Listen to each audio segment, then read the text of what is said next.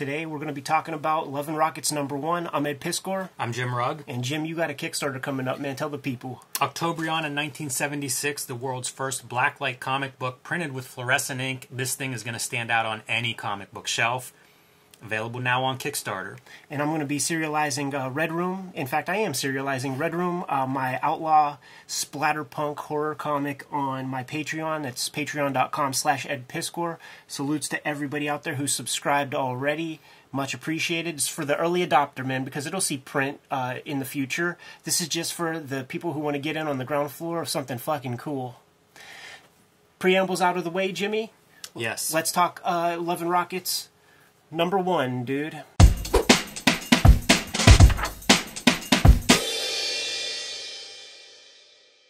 Off the top, I think of this comic. Now, first four issues of Love and Rockets to me, any Kayfabers out there who've come to our channel because of our very florid Wizard magazine coverage, this is your gateway drug into a completely new landscape of comics. First 4 issues of Love and Rockets, because it still plays with sci-fi themes, some escapist themes and stuff, but they start to trickle in kind of like the sort of real shit, you know, like the real singular perspective, more resonant characters, more realistically interpreted characters, something to give you a little bit more substance than your average punch 'em up. But this will take you to that place, man, and then you're going to become a Fantagraphics devotee.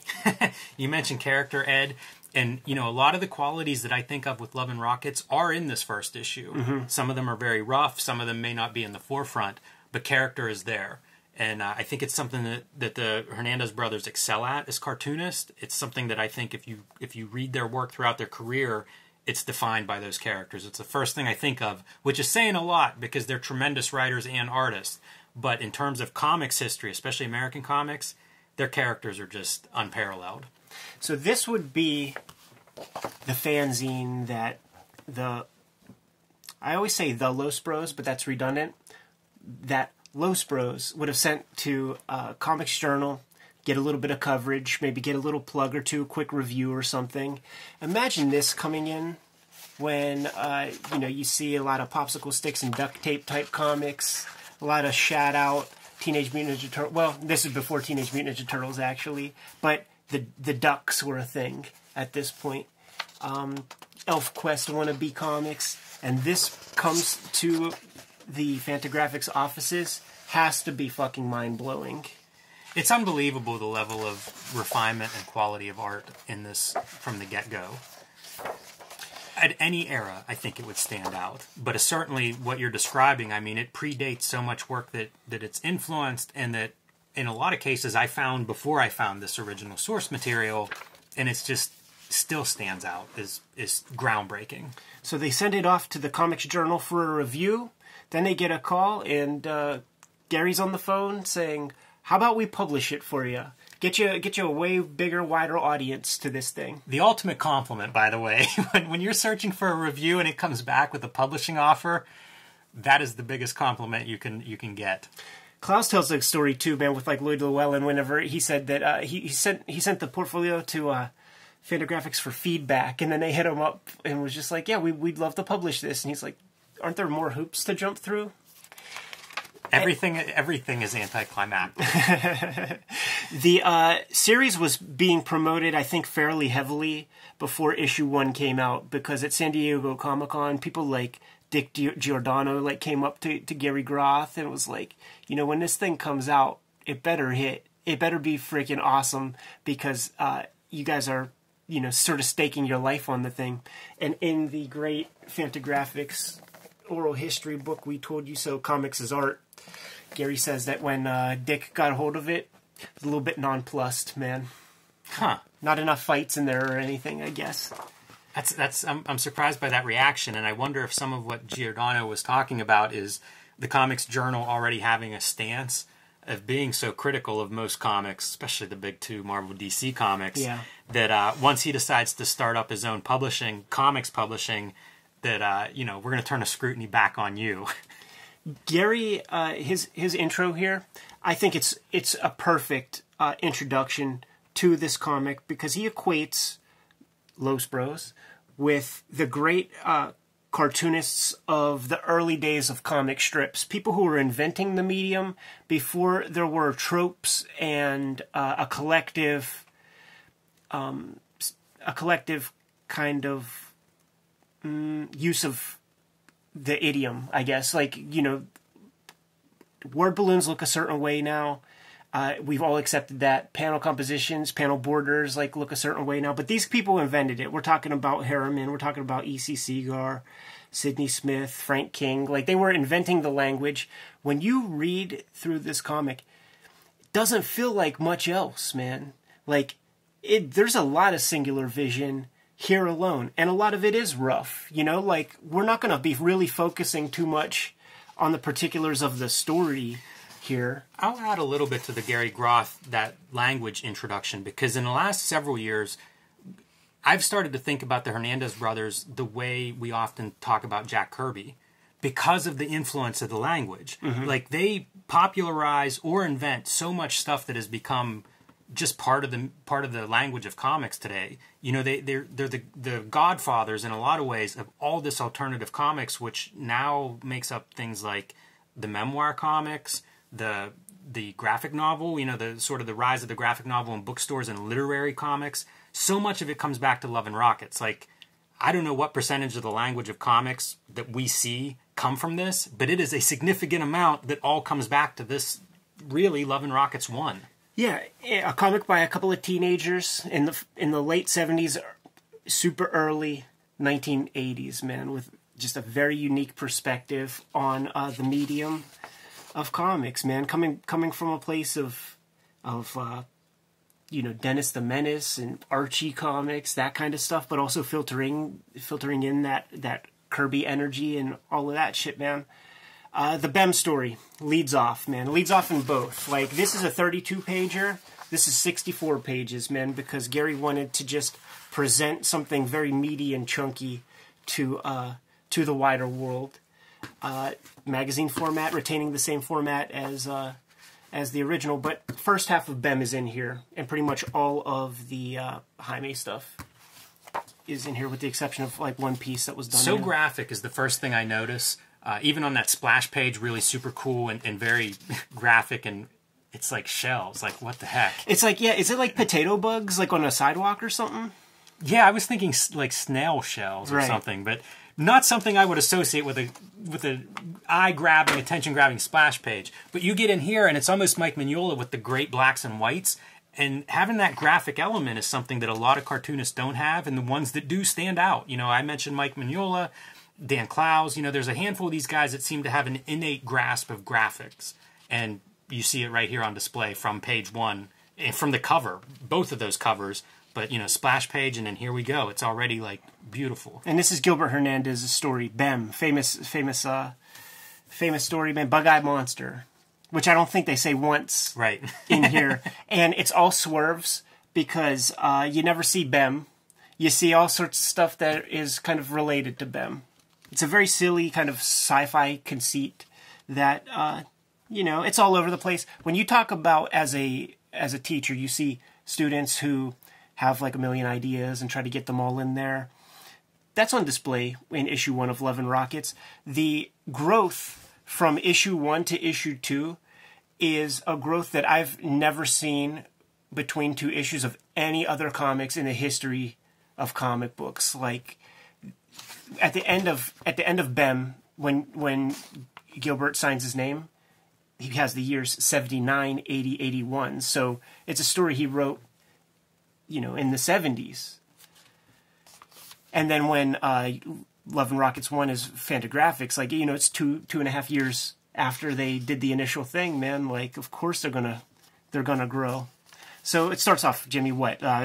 We're preparing for Bem is gonna hit the shores, man. Yeah, I almost imagine Godzilla coming, you know, you hear it's gonna coming for the land before it actually gets there. So that is the setup, as anticipation for this monster. They set up all future characters that are going to be explored through the tenure of Love and Rocket's existence pretty much are all in here. That's what's incredible. Including the great Luba. Right. Now, this early couple of issues, and certainly issue 1, leans more to the Rockets than the Love in a lot of ways, man. So you got a lot of the sci-fi stuff, which they kind of like start to push more and more to the background. You got your kind of Chandler-like superhero detective guy.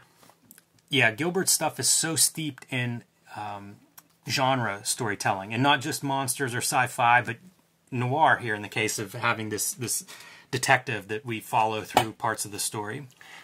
And these guys, they have access to 2 colors, man. You could have as many colors as you want as long as it's black. and they do things with it, you know? Like, you really didn't see that much, like, approaches like that in comics. Yeah, whenever I was talking about the graphic sensibility, it is just very sophisticated. Yeah. I think of comics a lot of times, and it's just these line drawings, labor over some of the muscles or whatever. They're going much beyond that. This is another step. You know, this is stuff that we'll see in Frank Miller's Sin City and Praise in the future for, just doing shadows and not having outlines, or doing, big blocks of solid inks and stuff. They're all here. It's like he's got a pretty big bag of tricks when it comes to the imagery. Yeah, because he'll do the kind of like very stark black and white kind of buildings there, but then he'll do like the crumb kind of textured skyline. Going through this, that's something that stood out to me, is how much remains in, or how much is on display from the beginning. You mentioned the characters, and that's for sure, but also the textures. Like, I think of Gilbert as having a few of these textures, and they're here. They're here in issue 1. So the Bem story is doled out in 4 8-part sequences. So it's essentially, 32-page comic. And this Castle Radium character, I remember when I first grabbed this, I was feeling like it was like American manga, like Speed Racer influence. You never hear him bring that up, so I can't imagine that's fully an influence, but that's sort of like where my mind went with some of the choices that he made artistically here. Then we launch right into the Mechanic story, the first Mechanic story by Jaime Hernandez. The great Mark Frauenfelder, man, owned this page, and during the tenure of us, in fact, when we were showing off issue 1, way back in the day, maybe it was show until number 2 or 3, he hit us up in email and was like, hey, look, I have this page. And I'm like, damn, because I thought I was all cool having this copy of Love and Rockets. Pretty cool. I still think that's pretty cool. But he was like, oh yeah, I have this page. And I'm like, you have the first page of the first Jaime story from Love and Rockets 1? That thing has to be worth 5 figures. And he's like, oh, you think? Hooked up with Heritage Auctions, and man, you could go on a website and see how well that did, man. But from the giddy up, with just the conversation that we have here, what you're seeing on display is stuff that really did not exist in comics up until this very moment. It's subtle in its approach. I'm just talking dialogue in terms of just like the girls got to get a haircut. You know what I mean? And they just went to sleep. They were partying all night. Talking about very mundane things, getting up for their job, what job it is. Shit that Jack and Stan had no relation to. They didn't know anything about that, man. I would bet that they got their Z's and all that. So like, just to see this approach, not even talking about the fact that it's 2 girls sleeping in a bed at the same time. Whenever this kind of thing would be handled, it was very overt in like the underground comics. You know what I'm saying? Even from queer or lesbian cartoonists at the time, they would sort of like they would beat you on the head. It was almost like there was that in Living Color character that Jim Carrey would do. Would be like, is it okay if a gay man stands in this line? goes up to choose his burger. Which kind of burger do you suggest a gay man should eat? And it just handled way more deftly, man. Yeah, and so is the drawing. Like, that would have been a thing that stood out instantly to anybody that picks this up, is the great figure drawing. Like, you look at this, he could be drawing any kind of Marvel, DC superhero comic he wanted to from day one, because his grasp of figure drawing is so strong. And especially whenever you see it in these bits of body language, still tired, right? Waking up after a late night, slumped over, trying to get together, laying back, like, what a great pose that is. It's incredible. It's so formed. stylistically, everything looks great in terms of like set design. She's got the Darby Crash Germs rat tail hairstyle that was super like LA at the time. Young Jaime, man, who probably could have easily have still done 2 brunette characters and make them look different, but he's still young, maybe still trying to figure some shit out, man. So he's hedging his bets, and he's got a blonde-haired Maggie that lasts all of 1 issue. Comic storytelling 101. But he didn't need it. Like when he proceeds, you will never mistake Maggie for Hopi. You know what I mean? Like, just in terms of like, and all the body language stuff. That's the Harry Lucy thing. We got him on the record on one of our shoot interviews that we did with him, and we were asking like what did Harry Lucy give to you in terms of comics language? And he just said there was never a static character just standing around doing nothing. Everybody was acting, and whenever he would draw the characters, very lively. So. Once again, leaning into the Rockets part of Love and Rockets, man. Maggie's a pro solar mechanic, and how cool is that? You know, yeah. Like that's. I don't know that Jaime has done as ambitious a background in any of his comics, like since. But this like real wild looking, station. Cool storytelling on every page, man. She kind of overshoots her shot, crashes, very good. Little character things, man. Rand Race always calls her Margie, and I think calls her Margie even today. No matter how much she corrects him. Jaime has like three colors, man, because he'll have like a gray. Yes. But then he'll also have like flannel patterns and other kind of stripes. I always and stuff. think of him for those patterns. Yeah. Great blacks, always great with silhouettes and spotting blacks. I can remember even like Love and Rockets Volume 3 looking at silhouettes when I made that silhouette zine. So, again, another staple that carries through, like you see the small figure in silhouette. So strong. These guys are great, too, with varying their shots, which is something that a lot of young cartoonists, you don't see that part. You see like a lot of static talking head kind of things, repeating panels, repeating sizes of things in panels. And these guys don't really fall into that at all. And as soon as I see this, we've been looking at a lot of Tim Truman lately. I think of Tim Truman with the long horizontal shaped panels that, again, have a full amount of information, not like a shortcut or a close-up of an eye or something in there. It's a nice little landscape. Little bits like this make me think that guys like Mike Allred saw this very early, and probably their tastes leaned more toward the Rockets part of the Love and Rockets. So it's like gain inspiration from this, but like lean on your love of like kitschy 50s tin toy robots and junk. I always loved, like, it's hard to see on the camera, but it's a reductive quality where Jaime doesn't draw like every holding line, yes. Like right under the nose, like he'll leave that white, but this mouth right here, it's just the top lip and the teeth and no bottom lip drawn. Man, that was like genius to me when I was like 12, 13 when I discovered this. I grabbed this issue and the issue of Love and Rockets where it's a white cover with the girls running past a bunch of cops on the cover at the same time. So that was the new issue that would have been out. So I'm not sure how old I was, but I think I was 12. I'm going to point out shoes here and how well he draws these shoes. There was actually one on a previous page, and now that I point it out, you can play the drinking game of good-looking shoes that are drawn and twisted around and stuff. It's not just that he's drawing one angle of a foot. He's animating those feet, and we'll see it all the way to the end.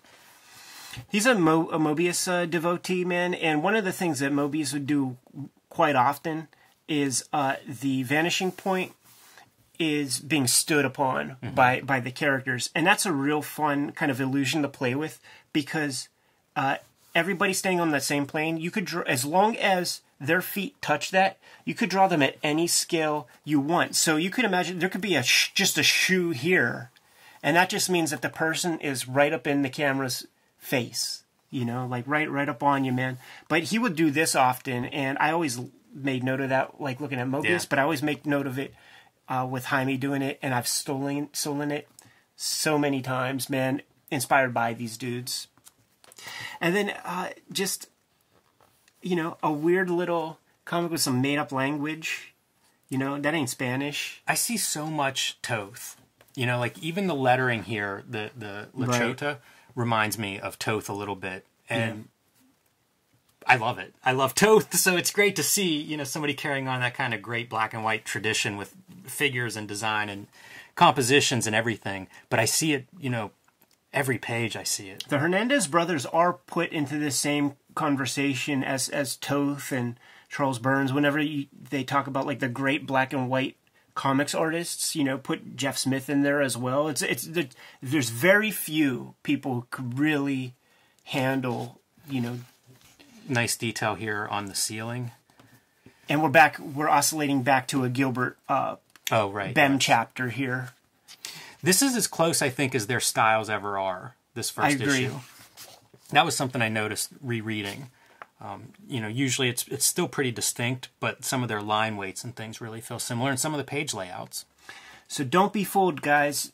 This guy, even though he's on the cover of the self-published, and there's about to be a schmoz, that still ain't Bem. It's a great... I love that creature design. Reminds me a lot of the 50s Kirby monster comics at Marvel, but love it, and works great in black and white with his like black fur, I guess you'd call it fur shape. And this is Sinnott Kirby Fantastic Four language here. Another great texture. This character in I don't know if that's a static shape or what you would call that, but just those parallel lines, really great. Yeah, this too. I mean, the ambition of the Hernandez brothers at this stage is an attractive thing to a publisher, I have to imagine. There are many interviews with comic strip artists out there who get approved by a syndicate, and the syndicate tells them, we don't really like your shit right now, but you're going to be working on this for 365 days, and we're investing in you because we think that you're going to sharpen your chops, man. And this starts off strong, but when you see things like this, patronize these motherfuckers, throw some money down, and keep them in comics. You know, you want to keep talents like this in comics. It moves the whole culture forward. I wonder how much of that is what made Gary Groth reach out to them. You know, because I'm sure he had seen tons of comics and comics from newcomers and things, and like we do on Mailbag episodes. You know, like sometimes one of them stands out. Yeah. You know, and it feels like if you were looking at a lot of those kind of indie black and white self-published fanzine kind of comics and you saw this, as good as it looks here on its own, compared to all of that, if you're grading on a curve, this is ruining the curve for everybody else. Finally unmasks our guy, and look at that mouth, man. Now, there's other stories going along. See, the ambition of the storytelling, there are no editors. Just a couple of dudes in their house. It is fully unhinged, man. Like, there's all these like little sub stories going on, and it's hard to tie them all together. As a reading experience, like I think everybody should read Love and Rockets 1, but you can't judge Love and Rockets by Love and Rockets 1. For sure. Very important to make that point here. But the crazy thing is, you could kind of judge it by Love and Rockets 2. You know what I'm saying? It's we should amazing. Come back to that one. Yeah. A couple great silhouettes. Really cool panel here. I'm looking at these pages, and we just looked at Jim Lee's X-Men, and we talked about the idea of having anchors on a page. You know, something that stands out, looks good, you know, visually. I feel like I see a lot of those on these pages. You know, like they are coming up with new panels that look good and striking. I also see a lot of Ditko. Like, that face to me is very Ditko-esque. And then again with just the strong black and white design. Pretty impressive, man. Great sound effects, too. Gilbert, if you've read Blubber, you know, man, like, his love of shit humor almost equals mine. And he will draw some turds, man. Graphically, this is really cool, man. It's like very Munoz kind of vibe, but I don't know that any Munoz was coming to America at this point, man. And then we go back to Jaime's story. Is this the one that has the... okay, this is just like a quick one-pager. Just looks beautiful. I can't read it. Yeah. But you could tell that it's drawn after that first story. Penny Century, one of the great Jaime characters. And we see superheroes here. Yes. Yeah, like when you see something like this, it's like, man, this guy could have really, like, he could have taken over superhero comics if he felt like it, man, but... Well, even that first panel is practically a splash page. Right. And her character, you know, she always fantasizes about being a superhero, always, to this day. You know, these characters, they evolve and they change, and they've been growing with Jaime. You know, when Jaime gets a little laugh line on his face, Maggie's getting a little laugh line on her face. H.R. Costigan, like, he was one of my favorite early characters, man. He shows up a lot in, like, the teen issues. But you get, like, a 2-page morsel that we launch right back into Bem, dude. And there's Luba. She's got her war paint on. It's badass, man. Such a cool look. And love the title lettering that goes right into a panel. Tropes of the fanzine stuff that has come across our desk just from, like, Darren M. mailbags and stuff, like, just the sort of orientation of it and everything.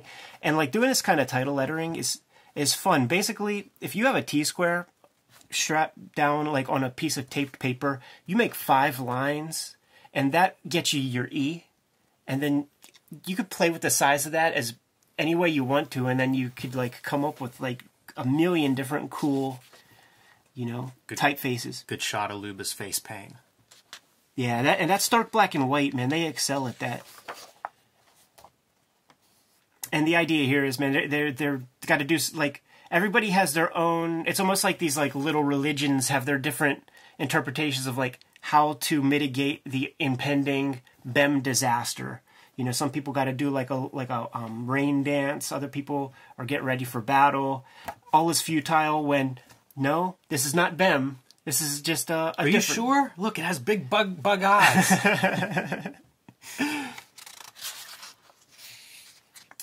Look at the detail on that. That's McFarlane really cool. Levels, man. It's really cool. The monsters throughout here are consistently great. This whole spread has several of these awesome images. It's McFarlane worthy. It'd be Mignola worthy. I always think of, like, Conqueror Worm whenever I see some of this imagery.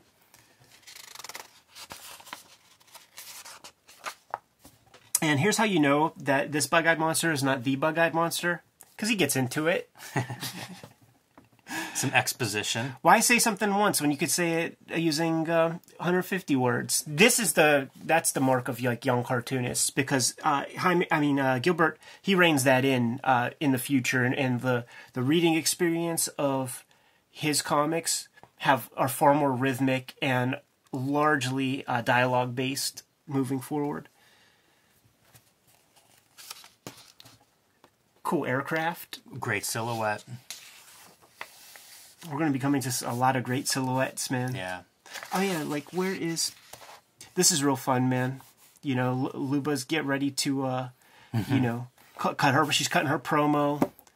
The bug-eyed monster that's not Bem picks her up, just chucks her. I was looking really close at, like, the expletive markings and trying to figure out if it was Dr. Blasphemy's shirt design. It's not quite the same, but... And then this guy gets corrupted by Bem with the little zappy eyes. He'll come into play at the end there. And then Luba, she's still good. She's good, man. She's got to dust herself off. Now, man, How to Kill by Isabella Rubens, man. Izzy, as she's known later in this issue and for the future, has a much different appearance. This is probably the most experimental. There's a lot of formal experimentation in this comic. I would say this is the most experimental strip of Love and Rockets #1, man. Man, the artwork. Like, look how great that panel is. Yeah. Really sophisticated lighting. And it's like, what are we looking at? Is she getting lost in her imagination? Like, it's essentially the way I've always understood Love and Rockets. Like it's this comic, this strip, that creates the sort of neuroses in the Izzy Rubens that you see from the next strip on, you know, like the real sort of gothed out, cuts her own hair. That's interesting. Black lipstick chick. So it's like, is this a schizophrenic breakdown? Is she getting lost in her imagination? Like, as a writer, like, there's a lot to this, man. And I have access to Jaime. We've gotten dinner with him a million times. He's ridden shotgun in your car that should go up on Heritage Auctions at one day with the amount of people who've been in there. And I never will ask him what's happening here because I like want my interpretation for myself. That's really awesome. That's a really good summary, Ed, because this is one of those things, like, as I was rereading this, I kind of gloss over it. You know, it does require the reader to really put some of their own imprint on it. And, you know, it's all, and obvious, this is Mobius nods and stuff. It ends up where it begins, man. That's kind of like the young cartoonist bookend device. You see, every young cartoonist, you're almost not a young cartoonist if you don't do the bookend panel gimmick. But that said, is this like Psycho, like where we've all been copying Jaime? I don't know that I can't think of any other comics that would have the beginning and kind of thing like this. Maybe he invented it. Yeah, and drawing-wise, it feels like this could have come years after the first issue. That's what I'm saying. When we have to do the first 4 issues because of, like, what... We have to do all 50. But like, the very next one... That would be time much better spent than Wizard. Yeah. The very next one is the dinosaur story, like, where that's an epistolary graphic novel that's told through letters. And then after that, like, you got Gilbert introducing Palomar. And then after that, issue 4, you got 100 Rooms story, where the girls are all at H.R. Costagon's. Like, this was I think all 4 of those issues came out in 1 year. That's unbelievable. That's incredible. I think they came out quarterly. Gilbert story. This one was in that original Love and Rockets 1. It's these little goofball chicks in a sci-fi, you know, post-Star Wars kind of sci-fi landscape. This is a really odd story because of the strange, I don't know, genre bending that it does. So they're out monster hunting, but not in the sense of, I don't know, threatening monsters exactly or trying to kill monsters. It's not a hunt in that sense, but trying to get photos of them. It's bird watching. And yeah, exactly. They have a manual on it that they can communicate with some of the monsters. They can identify them from their scat.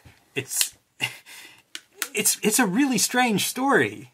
It definitely subverts expectations, at least my expectations. When you read it, you're getting glimpses of the bounce of the way Gilbert dialogue works that really kind of, like, when you discover their interest in Archie comics and Dennis the Menace comics and Melvin Monsters, shit like that, the sort of, like, character A, character B, character A, character B, boom, boom, boom, boom, boom, boom, boom. Like, it's on display here more than sort of anywhere else, man. Just kind of like the playful nature and the, you know, the panel with character A saying, character B say in response kind of thing. Still cool characters. I like that one a lot. This is, you know, when he starts doing blubber, it's like he's calling back to freaking Love and Rockets 1. Yeah, there's a whole career, like, all the seeds are planted here. You know, you see them almost go off and explore different pieces at different times in their careers. And both guys, they still go back to, like, their sci-fi and superhero roots. You know what I'm saying? Like, these characters show up in the perfect bound little square Love and Rockets comics that came out in the aughts. They still play with that stuff. Obviously, some of the characters from the Bem story, they take a different turn whenever Palomar gets introduced. Look at this, like, little montage sequence. How cool is that? And how about that vehicle, dude? That's another sequence that looks a little Tothish to me. It could be because of the car design, but I think it's the black, you know, like the black and whites. There's such a solid, I don't know, a heaviness to this. Some of this cool texture effects of lighting. You know, that may be part of it, too, is that real attention to lighting detail. Yeah, this stuff here, too, man, where there's, like, the smoke, and then he just That's a great drawing effect. Gray out the head. There's another real good one whenever Castle Radium gets radiation poisoning, and we see the smoke coming off him. That'll come a little bit later. All these background characters, too, that are just design elements. They're almost texture in the backgrounds. And like, everybody here where they're not silhouettes, but actually drawn, dancing, and moving. Stole this shit, man, from probably page 4 or 5 of Hip Hop Family Tree Volume 1. Whenever there's a riot sequence going on, have the main figure there and a bunch of people in the back plundering. It's neat from like the silhouette standpoint because now we have foreground figure and silhouette, background figures lit, but typically it's foreground figure lit, background and silhouette, and probably young cartoonist, right? Like it occurs to you to do both. Why do it the one way? Let's try the other way. This makes me think of Tintin. You know, the Egg Island thing. And just look at how stark. Yeah. This is. That's very Jaime to me. Totally. And Toth. Like one of the things that always strikes me with those guys, like if I was drawing this, you'd see every rivet. Right. You see every little wire. And these guys just have outlines around things. Totally. Yeah. It's good. It's good that Gilbert makes this and Jaime makes this so that we can learn from it and not make those dumb mistakes. Another cool vehicle. Yeah, I love that car design. And Gilbert and Jaime, they every so often, man, they'll talk about like how lowrider culture has influenced their work, and that's something that they brought to the table that just zero other cartoonists had any kind of like knowledge or access to.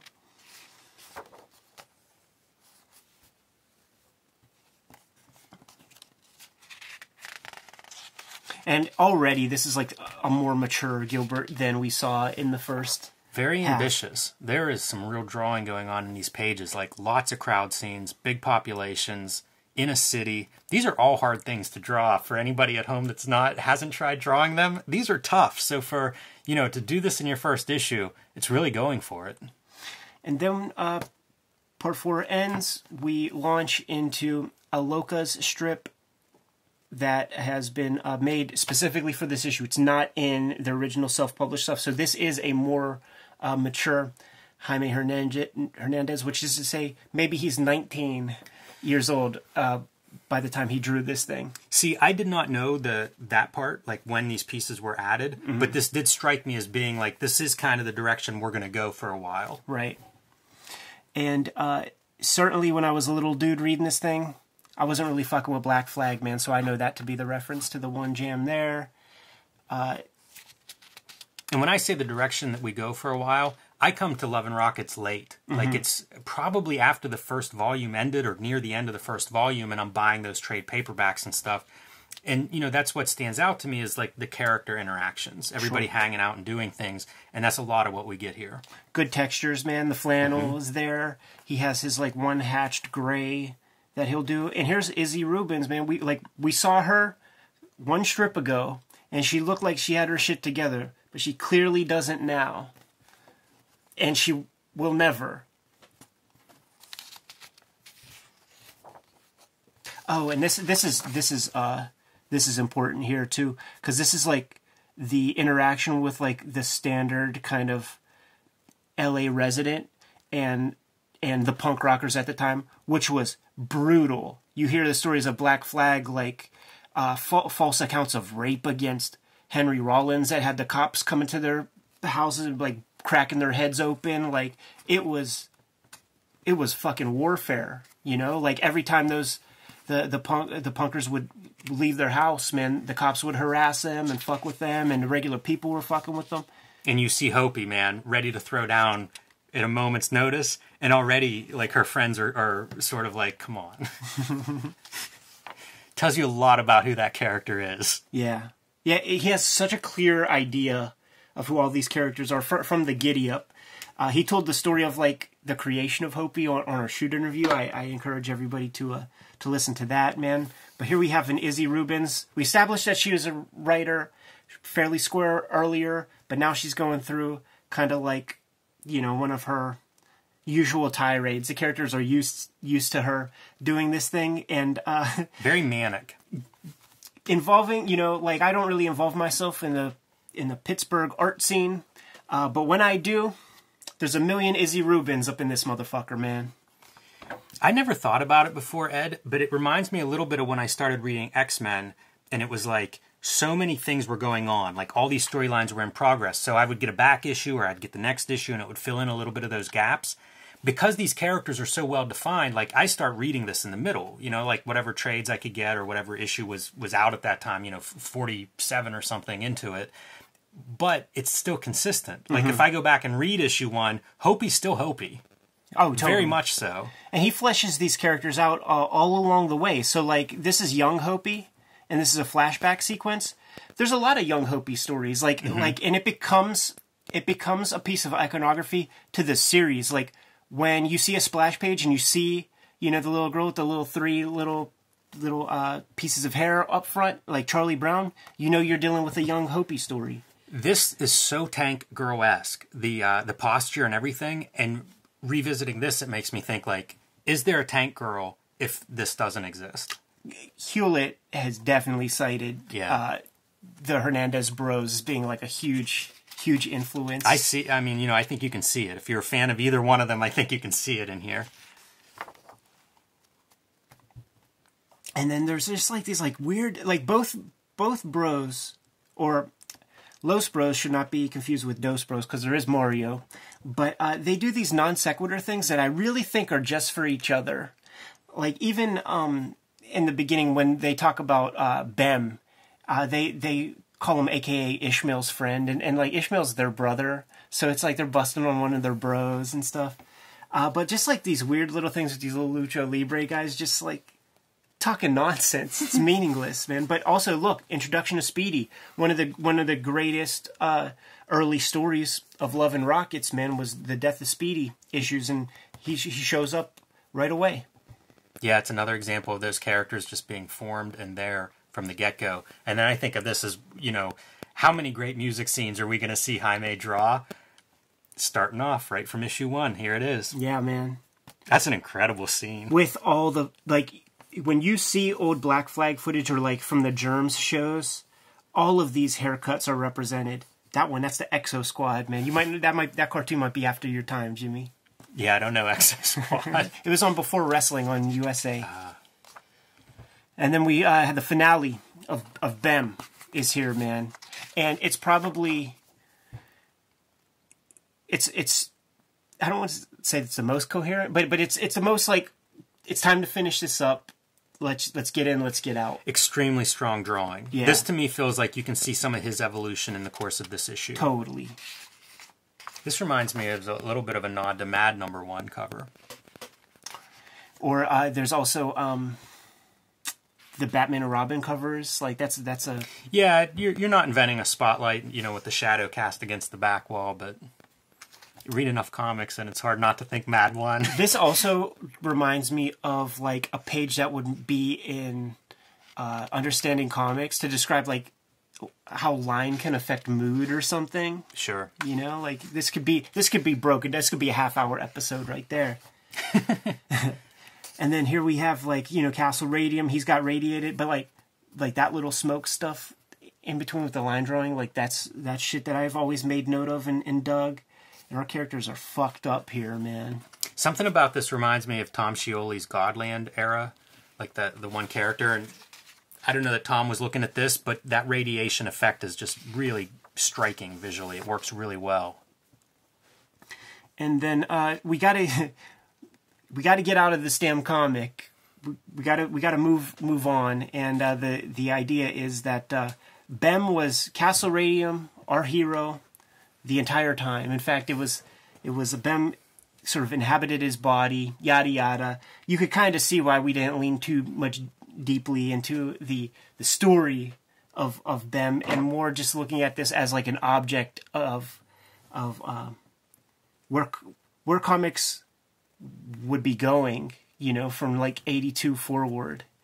Definitely changing. What a Dutch angle we have here. Yeah, and it's a pedestrian moment, but just tilting that camera perspective, man, like makes it visually more interesting. Looks like it's tilted that 30-60 degree triangle. I use that all the time, so if you do have a straight edge, you throw that on there, and it's like... And we sign out, and we see where all our characters are left at the end of Bem's story. Man, you can't have a story if you don't have an arc. Awesome finished page. And that's Castle Radium there. He's still on the hunt for Bem, none the wiser that Bem is actually inside of him. I got excited looking at this panel and thinking of Octobriana and the Revolution.